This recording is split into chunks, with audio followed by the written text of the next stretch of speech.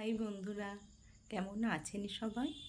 কলকাতা বং লাইফস্টাইলের পক্ষ থেকে সবাই শুভ কামনা জানিয়ে আজকে আমি একটা ব্লগ বানাচ্ছি। দেখুন ব্লগটা কেমন লাগে আপনাদেরকে। ব্লগটা হলো পার্সেলের উপরে। আমি অনলাইনে কিছু জিনিস কিনেছিলাম আর সেইগুলো একদিনেই সমস্ত কিছু ডেলিভারি দিয়েছে। আমার ছিল 11 তারিখ, 13 তারিখ, 14 তারিখ, কিন্তু কেন জানি না আজকেই সমস্ত ডেলিভারিগুলো আজকেই দিল। আর কি দিল সেগুলোই একটু দেখাবো আপনাদেরকে। প্রথম পার্সেলটা খুলি, এটা বেশ বড় সড়ো আছে।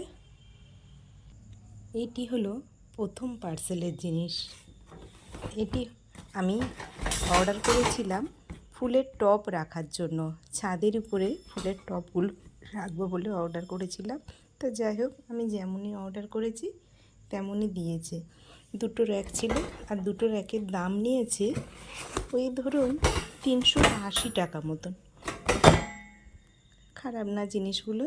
এর উপরে ফুলের টবগুলো রাখবো। বর্ষাকালে বলুন, যখন ছাদে যদি জল জমে থাকে, এর উপরে টবটা থাকলে কোনো রকম অসুবিধা হবে না। বেশ খারাপ দেয়নি, ভালোই দিয়েছে।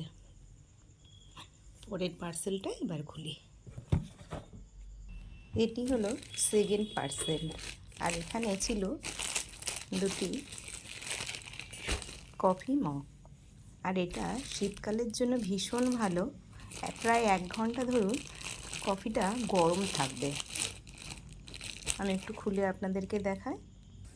দেখুন, ঠিক ফ্ল্যাক্সের মতন, ফ্ল্যাক্স যেমন অনেকক্ষণ জলটা গরম থাকে, ঠিক এভাবেই কফি বলুন চা বলুন করে অনেকক্ষণ এর মধ্যে রেখে দিয়ে, হয়তো কেউ কোনো কাজে ব্যস্ত আছে, চাটা হয়ে গেছে বা কফিটা হয়ে গেছে, খেতে পাচ্ছে না, পরে খাবে, তার জন্য এটা চাপা দিয়ে রেখে দিলে 1 ঘন্টা গরম থাকবে। কালারটা কেমন হয়েছে অবশ্যই জানাবেন। এবার আমি থার্ড পার্সেল খুলব। থার্ড পার্সেল হলো এটা একটা র্যাক। এখানটায় ঠিক র্যাকগুলো থাকবে আর বাকিগুলো এমন উড়ে যাচ্ছে, দেয়ালে সেট করতে হবে, তাহলে দেখতে খুব সুন্দর লাগবে। আমি যেমন করেছিলাম তেমন দিয়েছে, খারাপ কিছু না, বেশ সুন্দর লাগছে। চার পিস আছে এমন। এই যে এর মধ্যে এটাকে এভাবে দিয়ে র্যাকটা বানিয়ে নিতে হবে। ঠিক এমনই হবে। এখানে কোনো কিছু জিনিস রাখতে পারবেন।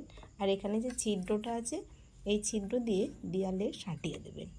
একসঙ্গে 4টে পাখির সেট। এটা কেমন হয়েছে জানাবেন। জিনিসগুলো যে কিনলাম ঠিক এমনই লাগবে, দেখতে খারাপ লাগছে না, বেশ ভালো লাগছে। এবার আমি ফোর্থ পার্সেল খুলব। দেখুন, ফোর্থ পার্সেলে দুটো ক্রিম নিয়েছি। শীতকালে যাতে সমস্যা না হয় তার আগে থেকেই দুটো নিয়ে নিয়েছি। এই ক্রিমগুলো কেমন, আপনারা তো ইউজ করেছেন, আমাকে একটু জানাবেন। আমি মোটামুটি তো সার্চ করে দেখলাম, খারাপ না, কিন্তু আপনারা যদি ব্যবহার করে থাকেন আমাকে একটু জানাবেন কেমন এগুলো।